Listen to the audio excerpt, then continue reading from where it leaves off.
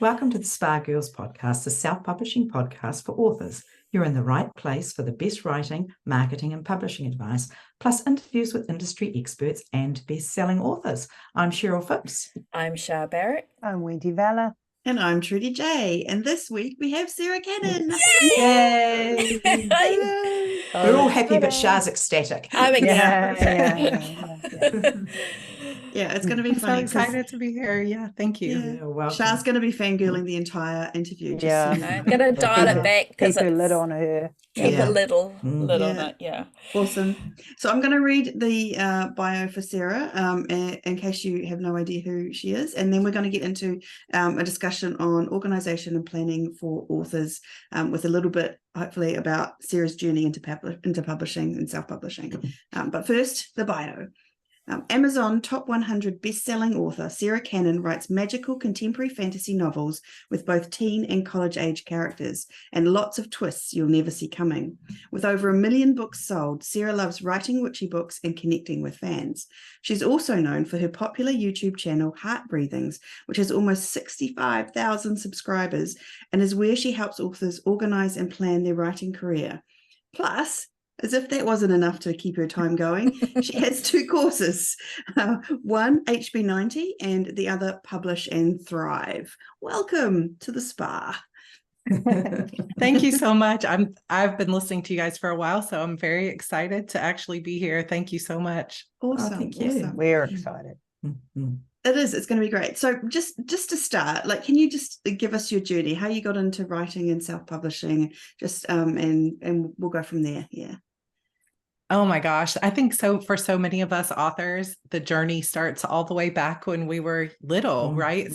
Just remembering that first day, 8 years old, too hot to play outside. And my mom hands me The Secret of Nim or Miss Frisbee and the Rats of Nim. And I read that book from cover to cover and it was dinner. And I thought, what has just happened? I just got transported to another world. Yeah. And I will never forget that day. Just because after that, I thought, I want to be able to do that. That's magic in the world. But then I found singing and other things and felt a little bit nervous about how do you write a novel? That seems really hard. Yeah. And I kept getting pulled away from it, I think, because I was afraid that I wouldn't know how to do it. And publishing seemed really difficult and only the chosen few got to do it. And then I met a man when I was playing. I have my gaming headphones on today. When I was playing a game So called cute. EverQuest 2, and I was teaching elementary school music. And he said, move in with me and you can do whatever you want to do for 5 years and I'll support you, which is like a dream moment. It's like fairy godmother moment. And without even realizing from my soul, it was what I wanted to do. I just said, well, I want to be a writer. Wow. And he said, well, come learn how to be a writer and I will be together. And so I had this really beautiful experience of being able to quit my job and go be a writer. And I did also teach music and things like that, but it became permission, which, we shouldn't need permission, but sometimes it feels good to have that permission to say, okay, you're free to explore this creative side of yourself. And so it was harder than I thought it was going to be. And I started to write what everybody else said would sell. Like, oh, you should be writing this type of romance, or Harlequin buys newer authors a lot, so you should try to write that. And so I spent the first few years of that journey trying to figure out what I could sell, and got my first rejection and then got another rejection. And I started paying attention to my friends and was watching what was going on with Amazon and this new Kindle thing. And I thought, you know what? I'm not going to spend my life trying to fit what I think an agent and a publisher are going to buy. That's totally a viable path. But I just thought, for me, I'm going to just try to do it myself. So I had the word believe tattooed on my arm, and I started writing what later became Beautiful Demons. And I published my first book in October of 2010. So 13-year anniversary this month. Wow. Congratulations. Congratulations. That's yes. awesome. And never looked It's back. quite a romantic story, actually. Yes. Yes. Well, and it turned out to be such a good bet for him too, because he hated his corporate job. And so within a few years of me publishing, he was able to quit his job, and he has not had to work a job since. So now he plays and develops video games, and he helps out around the house, and we get to be together all the time. So it's so just cool. been great for That all is of us. so What a awesome. great story. Love it. Yeah. And so at what point along that publishing journey did you go, I know, I'm going to start YouTube and do courses? And where did that happen? You know, I think early on I became what my husband called a self-publishing evangelist, because I loved it right from the start. The freedom, the not having to, get permission, not to write what I wanted to write, to have that creative freedom. And I saw so much potential in it. But at the time in 2010, it was everybody in my like RWA chapter was like, you're ruining your career. It's the worst thing. I can't believe you're doing this. And then within a year, they were all like, can you teach me how you're doing this? Because there were people in that chapter that had been writing for 13 years and never sold a book. And it's not because they weren't great writers. It was just because what they were writing didn't exactly fit what that agent or editor wanted at the exact moment. And so they were like, wait a minute, how did you do that? So within the first year, I started giving workshops and things like that. And back, if you guys, I don't know if you remember, a lot of authors may not, but we used to do courses through like Yahoo loops and things like that, right? So I did a self-publishing course that was just a text course, no videos, through Yahoo loops. And the more I got my name out there through workshops, the more people wanted advice. And it was taking up a lot of my time to give a lot of advice, spend time on Facebook Messenger with people and text messages. And my husband said, you know what, if you would just put all this in a video. And I'm starting to realize now how much my husband has influenced every decision in my career. Let's not tell him that. He said, if you would just put that up on YouTube, then when someone asks you, you could just say, well, here's a video on that. Didn't really work out that way, because I actually love interacting with people. So it's like, I'm not just going to say there's a video. I'm not going to spend my time, because it's part of my passion too, is teaching and encouraging. I'm an encourager and a motivator as much as I can be. And so that was 2018 when I started my YouTube channel. It was February of 2018. And at first I thought it's just going to be self-publishing talk, like tips on how to self-publish. But then I have this obsession with planners as well. And people started asking me like, how are you using that planner? What's that board behind you? Because I had my Kanban boards behind me. And so the more questions I got, the more I started sharing my planners, and found out that actually a lot of writers love planners just as much as I do. Right, Shar? Yeah. Kanban board. Yeah, exactly. I think it's I think pretty much all writers are addicted to the stationery store, right? So it's just a continuation. Yeah. So it's so true. For people who don't know, how do you say it properly? Kanban board. Is that what you said? So I say Kanban board, but you'll hear some people say Kanban, which is also fine. So a Kanban board is really something that was developed by an employee at Toyota to help groups work together on a project. So it was a workflow, like a visual workflow, where you'd say, this is what's to be done, this is what's in progress, and this is what's already been done. And I found that visual workflow and started using it somewhere around 2015, when my career was doing the best it had ever done, but I also had a toddler at home, and I felt like I was managing a lot. If only I could go back and tell that version of Sarah. It's only going to get worse. But I started realizing that if I could put the tasks on a Post-it note instead of somewhere that it was out of sight, out of mind, because I didn't work well with Google calendars and things like that, because I didn't want to put every tiny little task, like write an email on a Google calendar and then have it be a notification. But if I just wrote it in a planner and didn't have it somewhere visual, I often just forgot about it or did it too late. And so I thought, okay, I had this process at the time where I would take Google Calendar and take everything off of it and print it out. It's like a free little printable calendar. And I would grab like every highlighter and color code my schedule and say, this is going to be the year that I write 6 books in a year, and I'm going to schedule out everything just perfectly. And then it would take me like a week and a half to make the plan. And a week or two or a month in, I was so far behind that I either had to become an impossible superhero and write 5,000, 10,000 words a day, or I had to replan. And so I would fall into a depression kind of, and just not do anything for a while except Oreos and discovery, but investigation discovery, a lot of true crime for me. And you know what? That's a really eventually... familiar pattern for a lot of writers, I feel like I think so. Yeah. Everyone listening, I'm sure, feels that, like, yeah, they've been through that. Yeah, sorry, keep going. No, I think it is familiar, because especially when you're self-publishing and you're setting your own deadlines, it's like you know that there's an advantage to writing as fast as possible. But when we sit down to plan, we imagine our best selves. Like, it's the Pinterest perfect version of ourselves. Like, this time I can write 2,000 words a day every single day. And the story is going to come together really fast because we want it to. And we see the hope of the future. And we see that strategy of like, wouldn't this be great if I could do this? And then we sit down to actually follow through, and life gets in the way. We get it. Like, I have a little bit of a cold today, don't feel high energy. Might not be a 2,000 word day for me. So then tomorrow I got to write 4,000 words just to stay on top of it. And then you miss 3 days and there's no way, like, you're now completely out of the game.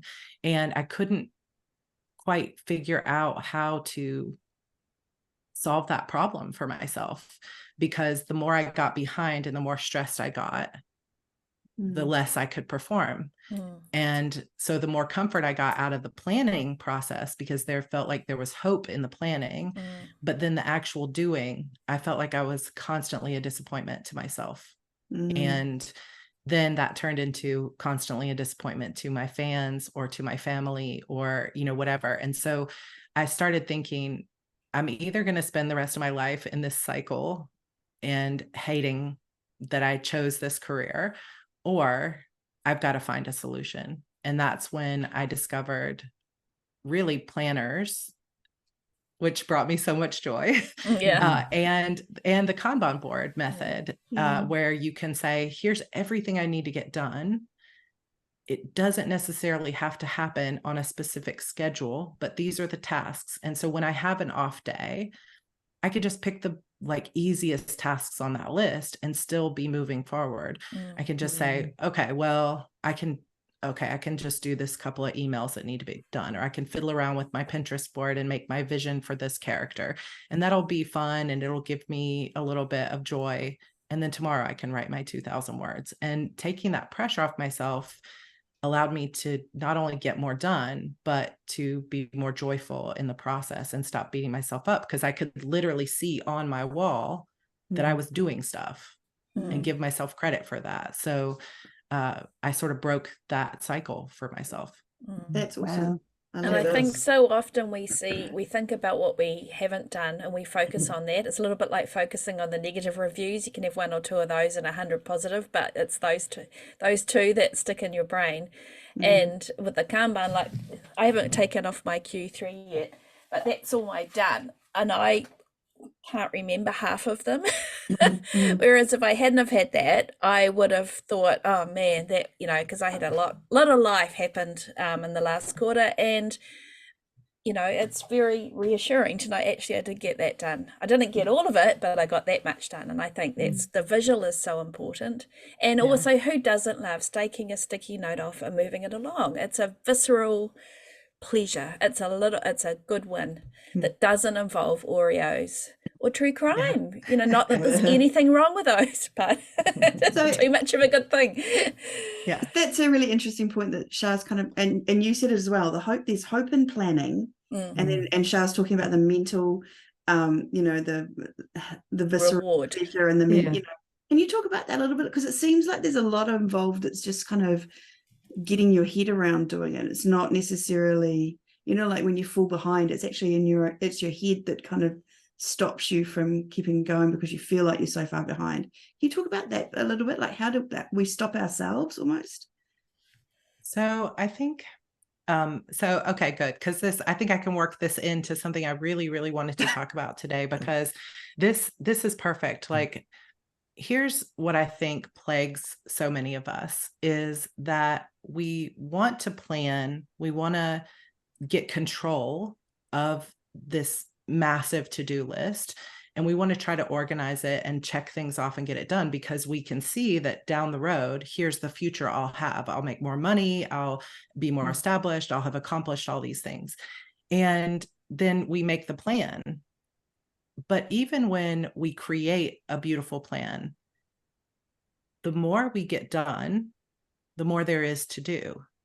Whereas we think the more we get done, the less we have to do, and now we can do other things, right? But the truth is, the way it actually works is the more productive we get, it's almost like a hamster on a wheel that like is just going faster and faster and faster the more that they, that you start moving slowly, and it just builds momentum. And so sometimes I think we're that way too, that we say, okay, I have this much tasks, I have this much time, and when I do those two, combine those things, spend my time on these tasks, I'll have this outcome. And it sounds very equal, but when we free up or we get more organized about these tasks, we start saying, oh, but you know what, I could now do that YouTube channel, because we'll look around and we'll see, well, okay, what am I not doing in my career that it looks like other people are finding success with? And most of us, even if you're making 6 figures a year, most of us still want more. We still want to grow. It's kind of human nature. Like, well, what's the next big thing? I want a viral TikTok that puts my books on the top 100. That would be super cool. So I need time to do TikTok or to reach out to influencers, but I don't have time for that now. So then when we get more efficient with our tasks, we suddenly think, oh, now I have time to add TikTok. Is that making sense? Yeah. So, and the number of tasks that we could add to our plate is literally infinite. Like we'll never hit a point where it's like, well, here I am. I've read every book on my TBR and I've done all my tasks for the rest of my life. I think I'll just take a break. Like that's not going to be reality for any of us. So we have to kind of come to terms with the fact that we're not going to be able to do it all. And even if we free up time, sometimes the best use of that extra time is not more work, but rather more rest, more fun, more adventure, more reading. But I think the more we get into this business, the more we feel like if I free up any time, like finally can hire an assistant, finally got done with this book, or finally I'm making a little bit more money, we, instead of feeling like we can relax, we feel like, oh, I don't want to lose what I've built now. Let me work harder. And so we keep adding more. So the tasks are infinite, but the time doesn't change, right? It's funny how resistant I feel to you saying, instead of doing more work, you should just relax. Like initially I'm like, oh, that sounds, but I could do more TikToks. Like, is that what you find with a lot of people, that they are quite resistant to that idea? A lot of people are resistant to it. And it's usually one or the other, that I'm resistant to taking the rest because there's a lot of fear, or there's a lot of knowledge of what I'm capable of if I don't rest. Like, oh, but if I don't rest, I could write that extra series or have that extra pen name. And like, what would that future be like? And we're thinking of the future, but we're not really thinking of our day-to-day life and how much more burden that's going to put on us. But when we think about rest, that feels like indulgent, or it feels like what if I it's almost like we're putting our self-worth on our productivity. Like, oh my gosh, if I take a rest, I'm not as worthwhile of a person. Like maybe I'm not trying hard enough to earn this career. Or on the flip side, what I see is someone who feels like there's so many tasks that they haven't yet been able to stack, that they're so overwhelmed they can't do anything at all. And that's where I was when I was watching true crime and, Eating Oreos. binge eating all day and just couldn't. It's like I knew all the things, but it was so disorganized and it felt so huge that I was paralyzed to do any of it. And I think most writers are caught in one or the other of those traps. So what's the ideal then? Is it somewhere in the middle where you take enough rest and work enough? What's enough? Oh my God. That's hard. And it comes down a lot of times to personality, right? Like some people are happy or busy, and some people will just feel like they got run over by a train. Like we have to understand our own personal capacity for balance, right? And some people need more rest. And that can also be a difficult thing, especially with if you're sensitive to comparison, because maybe the amount of rest you need means that it looks logically like you're never going to be an Amazon #1 bestseller needing all this rest or needing all this extra time. It's not true, because there are examples, if you really look, of people who only wrote one amazing book and it's still a classic, or people who just wrote one series or only write one book a year and make 7 figures. So those examples are out there, but we're so used to seeing the authors who just write a lot of books and end up at the top. But there is a way, I believe, truly, for each individual person to craft a career and a schedule that really aligns with who they are and how they want to live their life. The key and the trick is two tricks. One, knowing yourself well enough to know what it is you need. And number 2, having the courage to really lean into it and not be afraid. You That's do feel like you're a bit of a hamster in a wheel sometimes, don't you? You're like, you're like, I finished that book. I can't celebrate that and get on with the fact that I finished. I'm just going to put that aside, and then I've got to start on the next one, and then I've got to write this and do that. It's like a constant churning, Right. Well, because it isn't. We don't work in an industry where one book release, especially in self-publishing, just floats you for the next 5 years, right? Yeah. If only. Yeah. I do think getting savvy about how to market and continue to market your backlist can be helpful, but that's not always an easy thing to do either, because all of the vendors sort of really push front list type books. But at the same time, sometimes we have to try to get our backlist working for us, which I think can be a valuable piece of marketing. But also, it always makes me laugh, because every time we go to see my mother-in-law, she always says to me, "Oh, you're working on another book?" Yeah. Well, that's how this works. It's like, you're a writer. There's always another one. There's always another one. I was talking to someone recently, and they said to me, like, we think, as authors, it's like, oh, we've got to write 6 to 10 to whatever books a year, and it's got to, and you go to someone who's outside the industry and you tell them you've written 2 books that year, and they're like, oh my God, 2 whole books. That's a lot of books, like it's our difference in our perspective, right? And I want to talk, so you talked up a little bit about it. There's a real culture of busyness, or even like money, sort of like, I'm trying to think of how to say this, but like, you have to be busy to make money, and the more you work, the more money you'll make. And you've kind of alluded to it, but there's definitely not a correlation there. So could you just sort of, I don't know, what are your thoughts on that? So I think that it's just part of culture, capitalistic culture, I don't know, consumerism culture, that we feel like it should be a logical step. I put more products on the market, I make more money. And so even if we have signs that are not pointing to that being the reality for us, we still feel like this has to be the solution, right? Like more books, more products, more money. But I have to tell you, I have friends over the last few years who, when sort of, I call it a regime change, like when Kindle Unlimited sort of started taking over Amazon, it changed a lot of the ways that we sell books across the industry. And there were a lot of people who were doing very well, and then Kindle Unlimited came and their income was decimated by that. And of course, there were other people who thrived in Kindle Unlimited, and that kind of is true for any change in the industry. Is some people will thrive there, and some people will have to rediscover their footing. But a lot of those friends just said, okay, well, now I have to write twice as many books, and then went in pursuit of that, and then ended up having 2 or 3 years that they couldn't write anything at all, because they so thoroughly burned themselves out in the marketing. And then it didn't prove true that more books meant, like, twice as many books meant twice as many dollars in your bank account.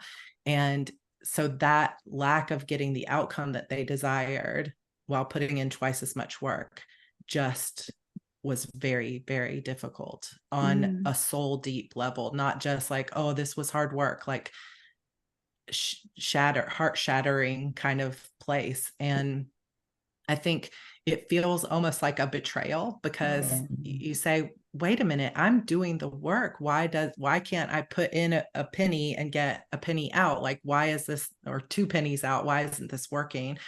And I think it's just a fundamental understanding of the way this industry shifts, because back in the early days, Joe Conrath had a blog that was like the self-publishing guide, or newbie's guide to self-publishing. He was like the guy blogging about self-publishing. And one of the things he said was, the more books you have, the bigger your retirement will be, because every book you put out is going to mean more and more money. And that felt like at the time that was going to be true.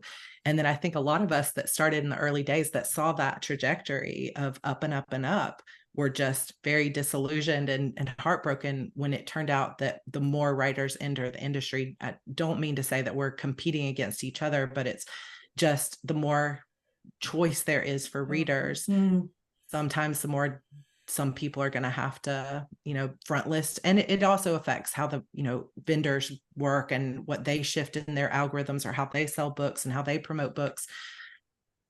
It's a difficult part of the industry. And so I think that sometimes it can be worthwhile to just step back from all the noise, from all the shoulds, from all the what everybody else is doing, and even from this feeling of like, I must produce more than I'm humanly capable of, because that is a very hopeless, like, even when I'm saying it, I can feel it in my stomach.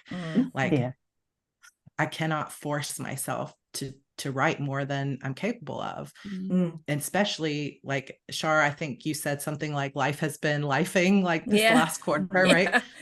When life is lifing, like we traveled for a while because we had lost our home build during COVID. That was a difficult period to write. I had a baby. That was a difficult period to write. Like, there are going to be things in our lives. We're not machines. And it feels very hopeless to think, oh, well, I can't thrive or continue to grow if I'm not putting that out there. And really, if you think about it, like I also exist in a lot of entrepreneurial circles that aren't writer related. And people talk about all the time, like, well, only do the things that only you can do, which for them is like, just show up and make the video and somebody else edits it and all this stuff. But for us, that's like the whole thing. It's like the books, that's the thing that takes so much from us. And it's not just sit down and make an hour video, it's sit down day after day after day and pour your heart onto the page. And that asks, I think our career in particular asks more of us than what a lot of other creative careers do. And I think really the best way to thrive is to step back from that pressure and that feeling of hopelessness of I can't keep up and I'm always behind, and instead sort of put yourself in a little bubble and say, what do I really want my life to feel like on a daily basis? Like it would be amazing to hit #1 on Amazon, right? That would be so awesome. But sometimes we're chasing that because it's what feels right in the moment, or we're chasing that TikTok viral, we're chasing because it's flashy and it gets attention. But when we're just all alone in our writing hole and that's the day-to-day, that's our real life every day. And even if you hit #1 on Amazon, 2 weeks later, you're not there anymore. 2 hours later, maybe you're not there anymore. It's just a blip in time, but our lives are made up of the day-to-day and how we feel on the day-to-day. And I can guarantee you that hitting #1, I've never hit #1 on Amazon, but I have been #1 on Apple and Google. And I mean, that does not make me feel wonderful about every single day of my life thereafter. It was just a moment that was really fun, right? But like when I'm having a hard day now, I can't go, well, I hit #1 on Apple, so my life's made, right? It's like, just because of that doesn't mean you're going to sell all the rest of your life. It doesn't mean you're going to be like comforted by that moment. It's just an achievement. But it's really what matters most is, how do you feel every day in your life with the people that you're with the people that you love, how you're showing up. And when we hit a point where we're exhausting ourselves and we're giving more to this business than we know we should deep down, then we have to take that step back and say, what's realistic for me? And I think there can be a mourning period in that, because we can think, I'm not sure if I slow down to where I need to, that I'll ever hit this goal. And how do I reconcile those two things? And personally, I just feel like I'm big on just positivity and belief. So I know this isn't the way everyone can see things. But for me, I just say, I know I want that outcome, but I also know I'm not going to get there by being really hard on myself and by like stripping my joy away. So I have to just live as joyfully as I can on the day to day and do what I feel is most aligned. That's where the Kanban boards come in. Like, I plan for this quarter. I know what that long-term vision is. And I just hold the faith that if I do what feels good and I lean into the joy, into what is truly most passionate for me, that future is possible for me, one sticky note at a time. I actually feel like if you're someone who's pushing yourself and constantly rushing and freaking out and overwhelmed, you're actually not going to achieve it either. Like you say, there's a mourning period, but I almost feel like it's like, okay, maybe you feel like you won't get there if you're not pushing yourself, but maybe you're more likely to if you're not doing all those things and kind of being so hard on yourself.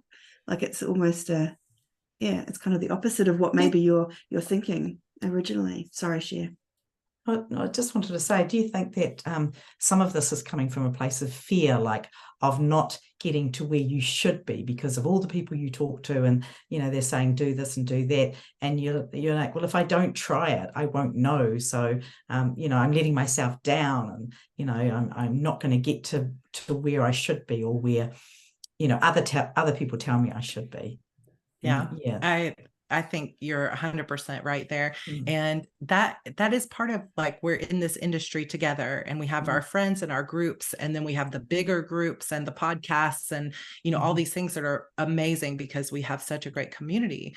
But at the same time, there sometimes feels like there's that expectation that, like, you want to be at the top of that pack, right? And when you've gotten your 30 books out or 50 books out, like, shouldn't you be up here by now? Like, I got into an elevator with someone at a conference once, and she basically was like, just off the cuff was saying like 300 grand a year or whatever. And she's like, well, Sarah, you probably make that too. And I'm like, no, I have never made that much money in a year off my books, but it was just that assumption of like, well, surely. And then I honestly went back to my room and cried, because I was like, I'm not even making half that right now. So like, should I be? Am I not doing enough? Because I was pretty proud of that 100 grand, but here I am, like, saying that's not good enough. Whereas, like, how many writers would love to be making 100 grand a year? Absolutely. Yeah. So it's sometimes is that hierarchy of feeling like wherever you are, even if it's way beyond what you dreamed, is still never enough, right? And part of that is how we appear to others, that we want to, like, I want to be the person that everybody's like, wow, Sarah just hit #1 on Amazon. Go, go, go. Everybody go get her book. Like, I want to be that person. But I also think that it can be difficult this is kind of where the, like, unlimited tasks continue to come on, because I think at the core of it, we have to just sit back and say, what is my capacity for work? How much time do I realistically have? And most people don't want to go through that process. Like, we go through this process in HB90, like, very meticulously, of how much time do you have? And then how much time do you think all these tasks are going to take? And without fail, people are like, okay, let's use hours. I have, 400 hours in this next quarter to work. But then when they estimate everything out individually, they'll realize they have 3,000 hours worth of work that they were putting on their plate. But because they didn't look at that reality, they're blaming themselves constantly. What's wrong with you? Why can't you do that? Why can't you do that? And then when you add, like Cheryl said, that extra thing of like expectations from others, and people are giving you advice, there's this feeling of like, okay, what am I not, like, out of all these hours, I have to choose the things I'm actually able to do. But what if I choose the wrong one? Like, if I know I have to limit what I'm capable of right now, what, I mean, and I'll use TikTok again, because I think it resonates with a lot of people, but I'm not on TikTok at all. And I pretty much on a daily basis hear somebody say that their whole career right now is based on TikTok. And I just keep thinking, am I making a huge mistake? And so I feel that fear of missing out of like, what if that was the thing? What if that was the key that was going to catapult me and all my dreams now come true? Right. And that is what keeps us, no matter if we have the time for free time, it's what keeps us pushing to put more and more and more on our plate, because we don't know what that tipping point is going to be. What if it's that next book? What if it's that next TikTok? What if it's that next thing that goes viral? And we live in a society now where that is a possibility. And so I think it's always at our mind of like, what's that one, if I just did one more thing. And the only solution that I have found for myself is that inner alignment and intuition, where I just say, okay, let's take a look at TikTok. Is that really something I think I would enjoy? Is it something that I really would like to give a try? And what does that look like if I tried it for 3 months? What would I have to give up that I'm currently doing to make room for that? And what are the chances with my set of skills and preferences that I would be one of those successful people, or even with my genre? Because I feel like a lot of TikTok success is either mysteries or really sexy romance, or certain kind of genres do better. But I haven't seen as much like just YA contemporary fantasy like I write taking off in that way. There is some, but sometimes we have to look at our genre and say, is that the right tool for me or not? But even if that was something that was going to make a difference, if I can't add it into my life right now in a way that is going to keep me mentally and emotionally healthy and keep my family healthy, it's not worth it, even if I did hit viral success. It's like a big trade-off, isn't it? I mean, if you're going to put something else into your life that you never had time for before, and you are going to have something up, the likelihood is it's probably going to be family time, or potentially your health. So it's not a good trade-off, is it? If it's not something that you can foresee being easy or a good fit for you, as you said. Right. And sometimes when we take it on, we're in that hopeful planning mode of like, oh, well, let me just try a few of these and see how it goes, because if it takes off, then I've got this viral success. But then what we've done is we haven't really future casted that into how does this look on a daily basis? Because you can't just throw up one TikTok and suddenly you're viral. Like for some people, they're posting like 11 times a day or something, 4 to 10 times a day.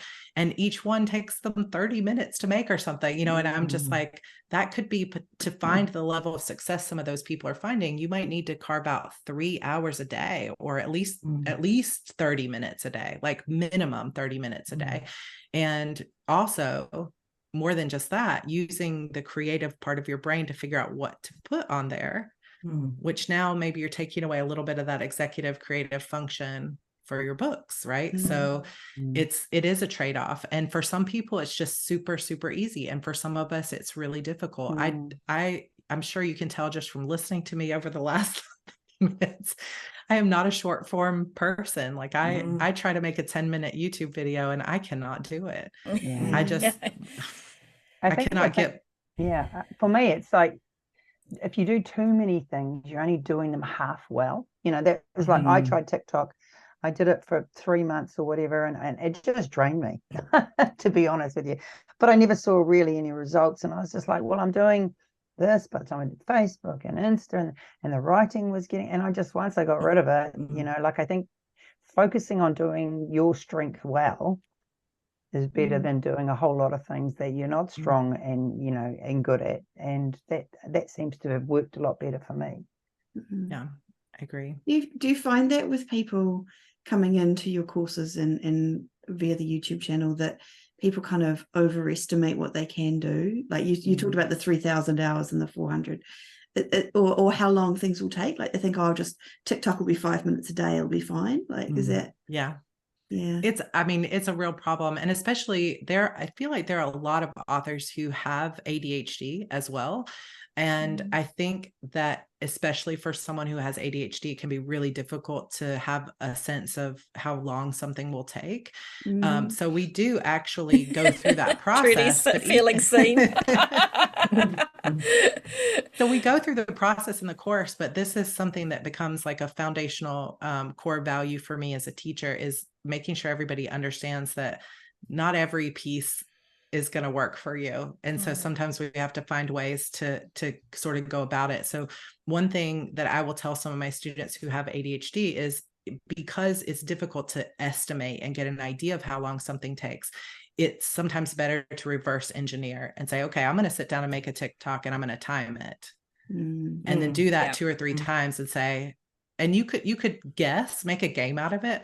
Okay, I'm going to guess and say it's going to take me 10 minutes. And then try to get it done in 10 minutes, but set your timer so that it feels fun and exciting. Like whatever kind of, I feel like with working with people who have ADHD, I have a lot of symptoms of ADHD, but I've never been diagnosed with it. So I feel like I know some of the tricks just because I have some of the same symptoms, or ways of being, I guess might be a better way of saying it. But I feel like making a game, making it fun, putting a sticker on it, something like that for me makes it a little bit easier to follow through. But I'll say, okay, let's see if I can get it done in 10 minutes. Like I do Instagram reels. And so I'll sit down and then I'll do it.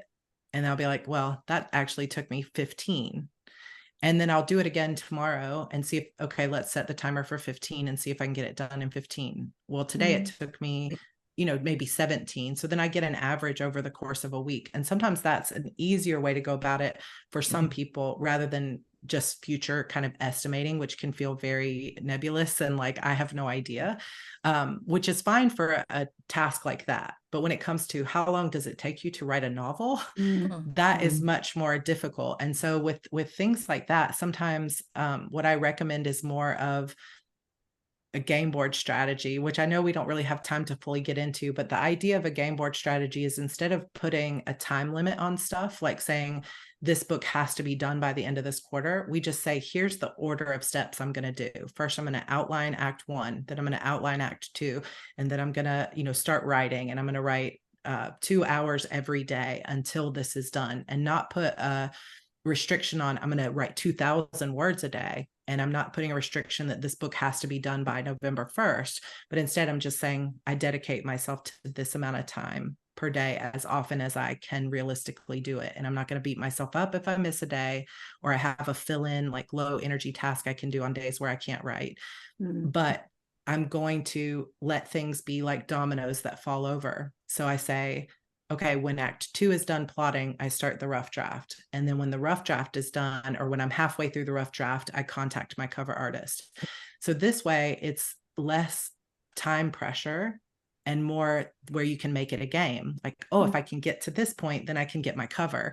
And then if I can get to this point, I can set my pre-order. And then if I get to this point, I can get my ARC team involved, And so it's like, even if it takes me 4 months, it's okay, because I didn't have a deadline on that piece of it.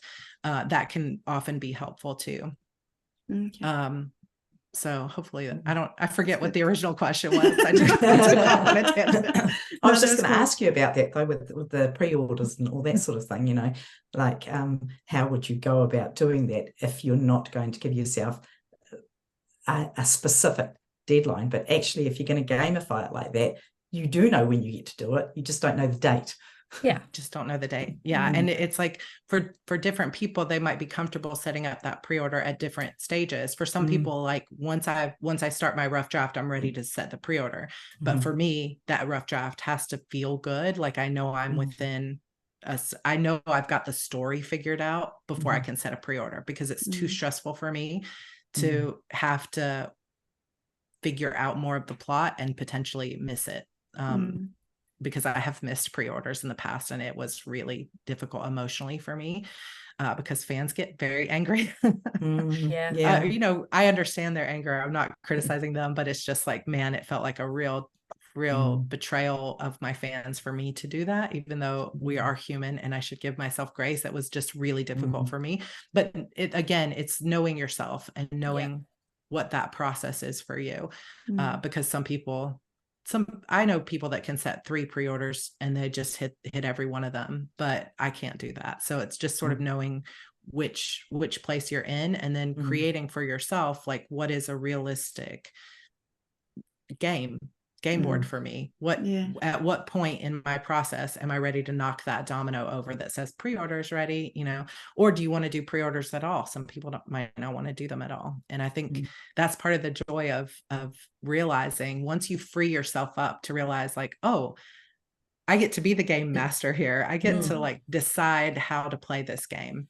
And that, I think, is true of all of self-publishing, is you get to decide how you want to show up and how you want to play the game. And there are examples of success on every single point that you could make. People that are successful only with direct stores and Facebook ads, people who are making 7 figures who never do Facebook ads, people who are only on TikTok, people aren't on TikTok at all, people are all in KU, people are all wide. Like, you can find success anywhere. And so instead of listening to what everybody else is doing to try to decide what you want to do, see it as like, these are all tools in a toolbox, and I can choose, do I want the hammer, or do I want the screwdriver, or do I want, this one over here? And you can pick which tools align with who you are and what your strengths are and how you want to show up and how you want to feel on a day-to-day basis. And I think that puts the power back in our hands. It says, okay, I can do this. And then the struggle is having that faith and keeping the faith that as long as I continue to show up quarter by quarter, fixing my alignment, building my bridges. I'm mixing metaphors, but knocking over my dominoes. As long as I keep doing that, I feel that this future is possible for me, even if no one else can see that vision. And knowing that you can change your mind. Sorry, Mindy. No, I just think it's taking the control back, isn't it? Because there's just so much noise out there. Like you were saying, there's just so much being thrown at you, and so many things to learn, and so many people succeeding, but you don't know their journey, you don't know how they got there, but you just see it. So it's really about taking the control back and working out what works for you, isn't it?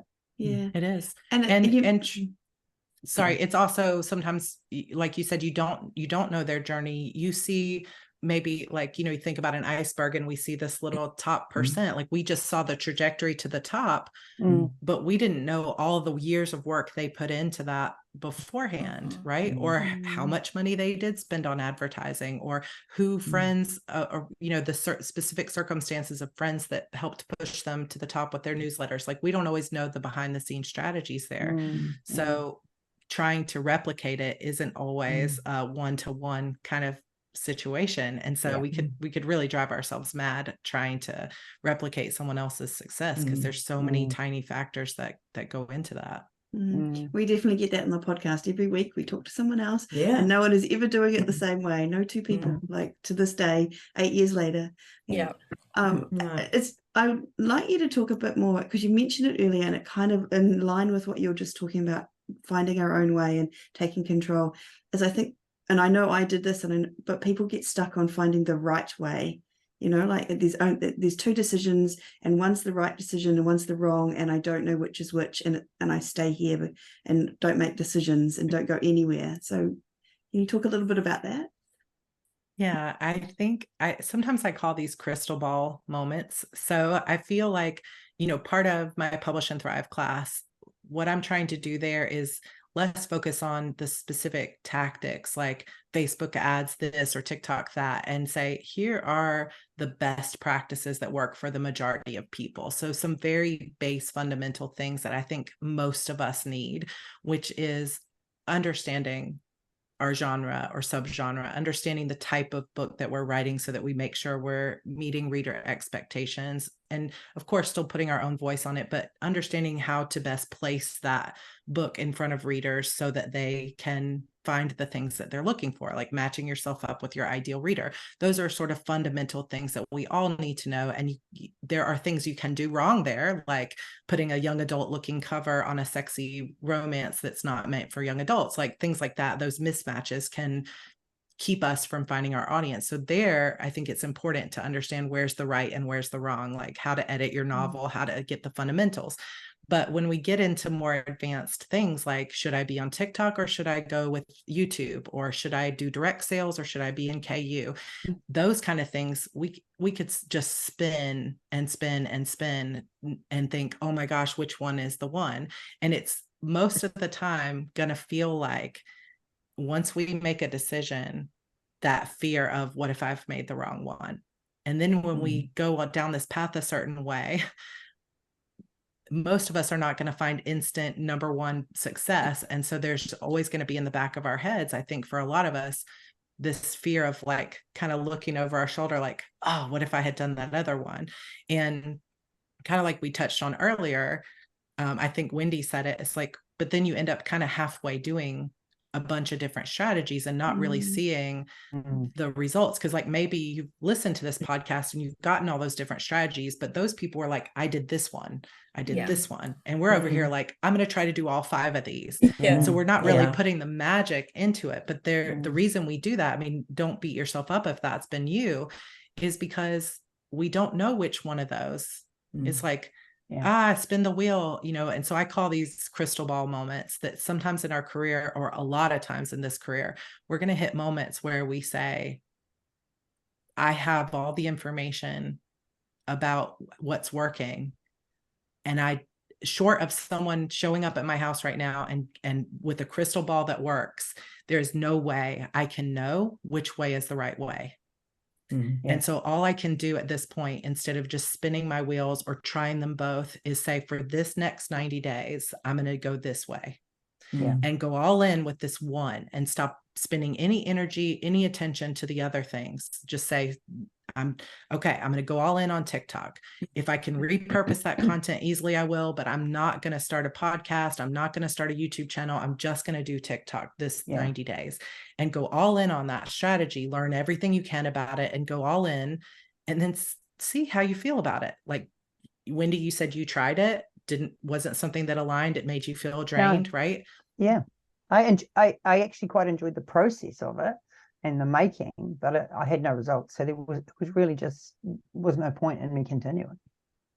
Right. So now that becomes something that you can say, well, okay, I did that for 90 days. I can cross that off my list. What's the next strategy? Right. And as we're trying those new strategies, we keep on trucking on the things that are the basics, writing the good book, staying aligned, making sure our covers match the market, looking for ways to market our backlist, and like trying to keep that the real engine and the real like heart of our careers running. And then we add those on. And that's one of the reasons I love planning in quarters and in 90-day segments, because when you try to say, this is the year I do this, we tend to put too much on our plate. And then we don't have reflection points where we can stop and say, is this working or not? And we could just end up continuing on with a strategy that's not working at all. So 90 days gives us enough time to try it out and see. But then it gives us a stopping point to stop and reflect and say, is this working? How do I feel? Does this align? Do I want to keep doing it? Do I want to shift my strategy, or do I just want to try something else entirely?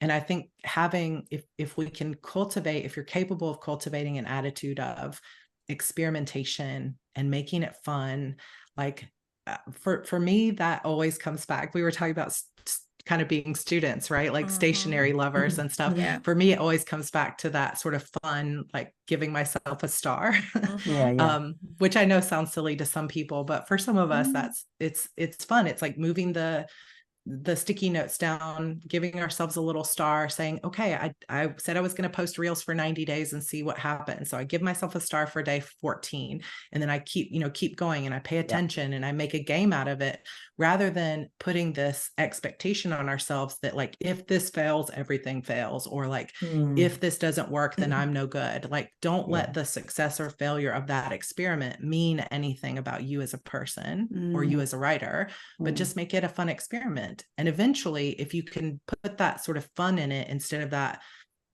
like heavy weight of expectation on it, you're going to land on something that really works for you.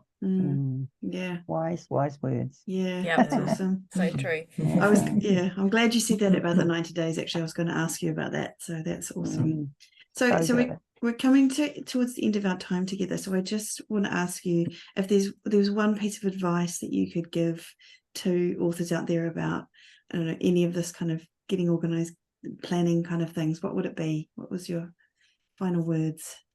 Oh, I am number one futuristic in strengths language, which I know a lot of authors know because of Becca Syme. I'm number one futuristic. So I know this doesn't resonate with everyone, but my always like number one advice is to step away from everybody else, what everybody else is doing, all the other strategies, and that feeling that you're behind, and give yourself a new starting point. Just say, okay, I wiped the slate clean. I'm going to take a moment for myself, and give yourself the gift of imagining what your ideal future would be. And just saying, not just like what I want to accomplish, like, oh, I want to have this car, or I wish I had this, but like really take like 5 to 10 minutes. And something we do in the courses is, you'll hear people say, write a letter to your future self, but I do it the other way. I said, let your future self write you a letter of where they are and what they've accomplished and how they feel. What type of house are they living in? What types of books are they writing? Are they having peace? And sometimes you'll be really surprised by the things that come through in that letter, because you might realize a secret desire of your heart that your future self kind of whispers back in time to you that says, wow, I don't really care so much about like a big flashy house and a car. I just really want to like spend more time with my kids and go on more vacations. And that can be like a moment that a lot of people haven't given themselves permission to really dream about, because we feel, as some of the conversation went today, we feel that pressure to live up to other people's expectations. And just giving yourself that gift of a moment in meditation to think, 5 years from now, what do I wish my ideal day looked like? Most of us are going to wish we're making more money, but very few of us are going to think, I wish I was working harder than this. I wish I had more of my time filled, right? Most of us are going to be thinking, oh, I wish I had a little bit more freedom. I wish my books were doing really well. I wish I was joyful. Like, those are the kind of things we're going to think about, but it's going to look different to each of us as individuals. But if you can create that vision and give yourself real permission to dream and to be what you truly want, what you want in your heart, not what anyone else expects of you, and then pull yourself back from that to like open your eyes to the present day with your clean slate and say, okay, how do I start right now bringing that ideal vision into my current reality? Because there will be moments that you can look around and say, okay, like I may not have like this office for me. This was a dream of mine for more than a decade, but now I'm here, right? But it's like I had to pull in aspects of the things I love about this space into a dining room table at one point. But we can pull in, how do I think that future office will feel?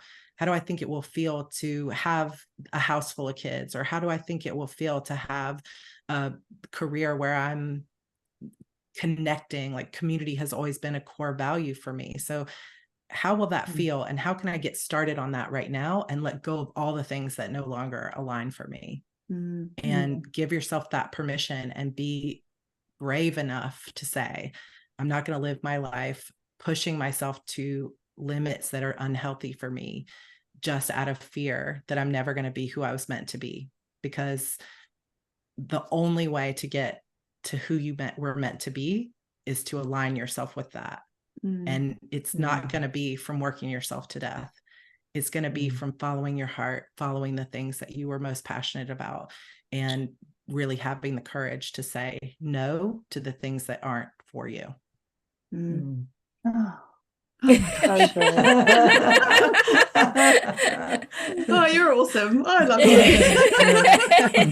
You like just talk to us every day like that. Yeah. I'm just going to replay this every day. It's so true. That is very, very true. Well, the good news is you can go to Sarah's YouTube channel and you can listen to it every day, which is more often than not for myself, just saying, and experience that. That's awesome. And so if someone is listening to this and thinks they want to get more of you, where are the best places to go? So the number one place is to go to youtube.com/heartbreathings. So a lot of people ask, like, heart beatings, heart what? So it comes from the Wordsworth quote, fill your paper with the breathings of your heart, of write what you love, fill your stories with what your heart is telling you. So that's where Heartbreathings comes from, for anybody wondering. So youtube.com/heartbreathings, or you can go to heartbreathings.com to find links to my courses and things like that. We run the HB90 course every quarter, so it'll run again in December. And then my Publish and Thrive course will run in February next year. So that is a in-depth course on self-publishing and how to get started.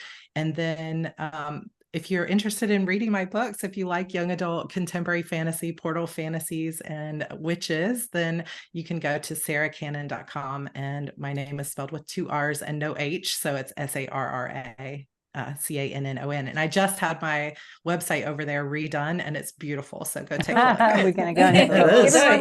I've had a look. It's beautiful. Me too. Oh, that's awesome. Thank you so much, Sarah. And where can we be found, Char? We can be found at spagirlspodcast.com. We're on Facebook, and we're also on YouTube at Spagirls Podcast. And you absolutely need to watch this on YouTube, because Sarah is the cutest, cute as a button in her headphones. So if you do nothing else, you need to go and watch this video. And while you're there, make sure you subscribe to our channel. We're almost at 2,000, and it would be wonderful to achieve that by the end of the year. So yes, awesome. Thank you. And don't forget, if you want to come and help support the podcast, you can join us on Patreon. We'd love to see you there, and we've got some excellent little tips. And we've tweaked our tiers, as they say. Tweaked our tiers. That's tiers as in IERS, not TEAR. No tears. No tears. No one cried. No one cried in the making of this. I could see. I was getting a little misty-eyed when Sarah was talking there, just saying. Thank you so much. Anyway, thank you, Sarah. Thank you, Sarah. And thank you to all of our listeners for listening to another episode of the Spagirls podcast. We'll be back again next week. But for now, farewell. Bye. Well, bye.